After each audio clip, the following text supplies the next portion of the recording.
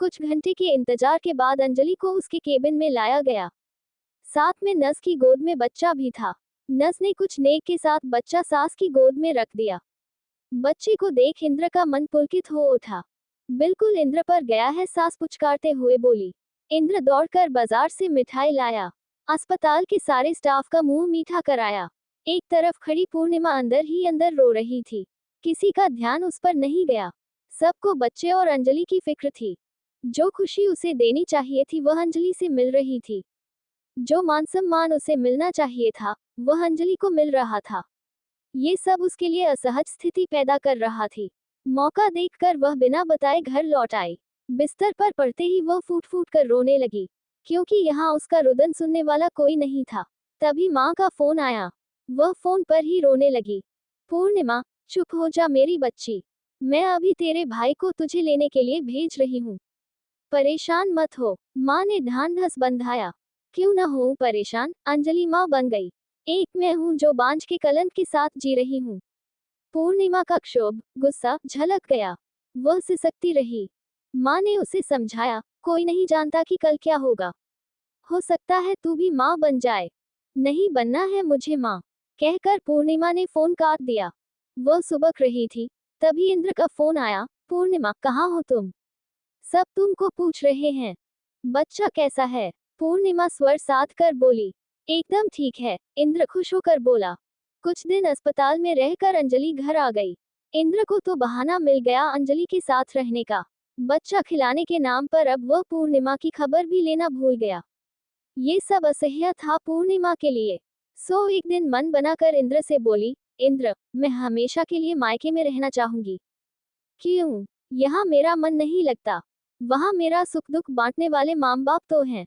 तुम्हें यहाँ किस बात की कमी है? सुनकर एक बार फिर से उसका मन भीग गया, पर जाहिर नहीं होने दिया। परसों मेरा भाई आ रहा है। मुझे नहीं लगता कि अब यहाँ मेरी जरूरत है। मैं एक काम वाली बाई बन रह गई हूँ। तुम ऐसा क्यों कह रही हो? ऐसा ही है। बात को तूल न देते हुए वह अपने कमरे में आई और सामान पैक करना शुरू कर दिया। जैसे जैसे सामान पैक करती उसकी रुलाई फूटती रही। कभी सोचा तक नहीं था कि एक दिन ऐसी स्थिति आएगी जब इस घर की दीवारें उसके लिए बेगानी हो जाएंगी। कभी यही दीवारें उसके नयनवेली दुल्हन बनने की गवाह थीं। जब वह पहली बार आई थी तो लगता था कि ये सब उस पर फूल बरसा रही हैं, मगर आजकल कोठरी सरीखी लग रही थी। सास ने महज औपचारिकता निभाए। बेटे के खिलाफ न तब खड़ी हुई न अब। पूर्णिमा को मायके में रहते हुए 1 महीना हो गया था। उसने एक संस्थान में नौकरी कर ली। शुरू में कभी कभार इंद्र का फोन आ जाता था। उसने उसे खर्च के लिए रुपए देने की पेशकश की, मगर पूर्णिमा ने मना कर दिया। देखते देखते 6 महीने गुजर गए। इंद्र अपनी नई पत्नी के साथ खुश था। अचानक एक दिन उसके ऑफिस में एक युवक उससे मिलने के लिए आया। इंद्र उसे लेकर एक रेस्टोरेंट में चला गया।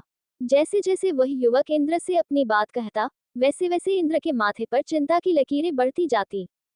तुम्हारे पास सबूत क्या है? इंद्र बोला। उसने अदालत के कागजात इंद्र को दिखाए, जिसमें गवाह के रूप में उन लोगों के हस्ताक्षर थे जिसके बारे में वह सोच भी नहीं सकता था। अब तुम चाहते क्या हो? इंद्र ने उससे पूछा। वह आज भी मेरी पत्नी है, बाकी आप जो भी फैसला लें, कहकर उस युवक ने इंद्र को ऐसे भंवरजाल में फंसा दिया कि उससे न हंसते बन रहा था न ही रोते। उसका मोबाइल नंबर लेने के बाद वह घर आया। उस समय अंजलि अपने बच्चे के साथ लेटी हुई थी। अखरे बदन की अंजलि मां बनने के बाद और भी निखर गई थी, जिससे सिवाय प्यार जताने के उसे कुछ नहीं सूझ रहा था।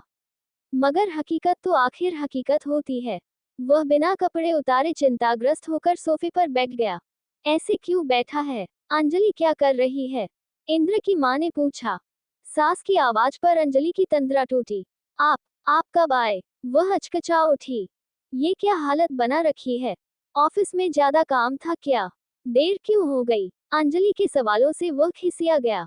क्या आते ही सवालों की झड़ी लगा दी। खुद तो दिन भर बच्चे का बहाना बनाकर लेटी रहती हो।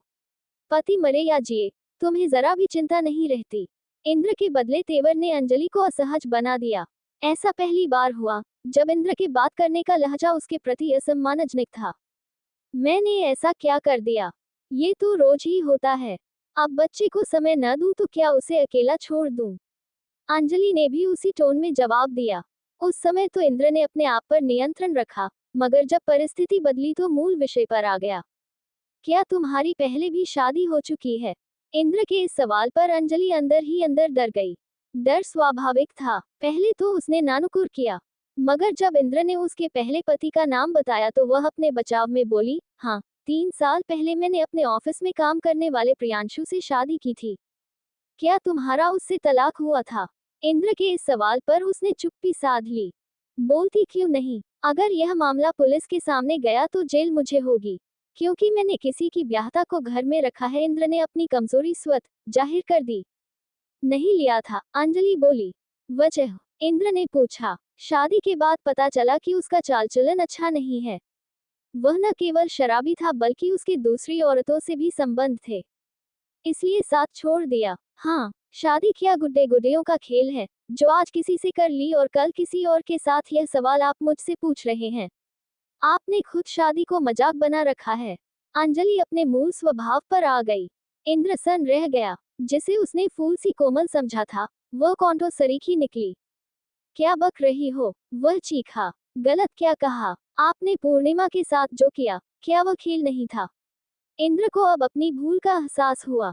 अनायास उसका ध्यान पूर्णिमा पर चला गया। उसे अफसोस होने लगा कि उसने पूर्णिमा का विश्वास क्यों तोड़ा। पर अब क्या किया जा सकता था?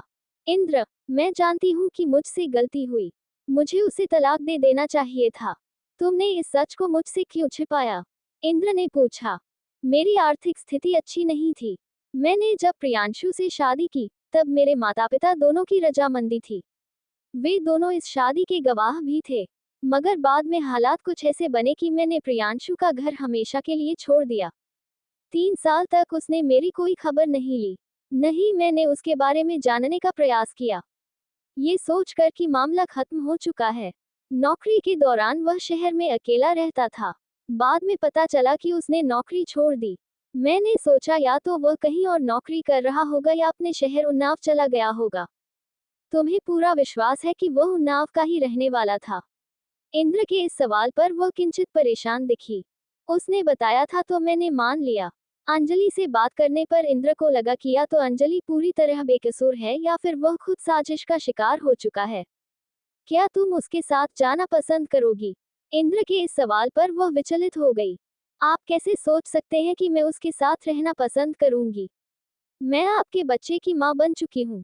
कानूनन हमारा विवाह अवैध है। तुम भले ही न फंसो, लेकिन तुम्हारे उस पति की शिकायत पर मुझे जेल हो सकती है। इस पर अंजलि ने कोई प्रतिक्रिया नहीं जताई।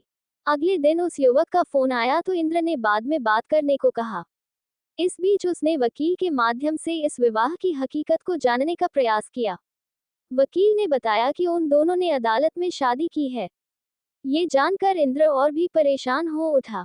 अगले दिन उस युवक का दोबारा फोन आया। आपने क्या सोचा है? तुम अब तक कहाँ थे?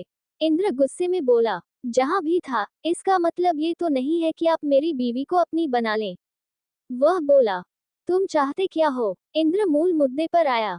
अंजलि मुझे चाहिए। कुछ सोचकर इंद्र बोला, वह तुम्हारे साथ जाना नहीं चाहती। ये सुनकर वह हंसने लगा। इसका मतलब ये तो नहीं कि आप उसे अपने घर में रख लें।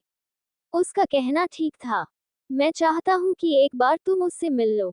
अगर वह तुम्हारे साथ जाना चाहेगी तो ले जाना, वरना तलाक देकर अपना रास्ता बदल लो। इंद्र ने कह। ठीक है। इंद्र ने अंजलि को इस वार्तालाप से अवगत कराया। मैं उसका चेहरा तक देखना पसंद नहीं करूंगी। आपने कैसे सोच लिया कि मैं उसके साथ जाऊंगी? अंजलि की त्योरियां चढ़ गईं। बिना तलाक दिए मैं भी तुम्हें अपने पास रखना नहीं चाहूंगा। इंद्र ने साफ कह दिया। आप होश में तो हैं? आपकी हिम्मत कैसे हुई ऐसा सोचने की? इस बार अंजलि के तेवर बिल्कुल अलग थे। कल तक जिसे वह छुई मुई समझता था वह नागिन सी फुफकारने लगी थी। ऐसा रहा तो मुझे जहर खाकर मरना पड़ेगा। इस भंवरजाल से निकलने के लिए बस एक ही रास्ता बचा है मेरे लिए। इंद्र रुआंसा हो गया। वह तुम्हें तलाक देगा? क्या इसके लिए तैयार हो? उसके चेहरे पर खुशी के तैर गए। बिल्कुल। अंजलि के कथन से उसे तसल्ली हुई। इंद्र ने उस युवक को एक गोपनीय जगह बुलाया।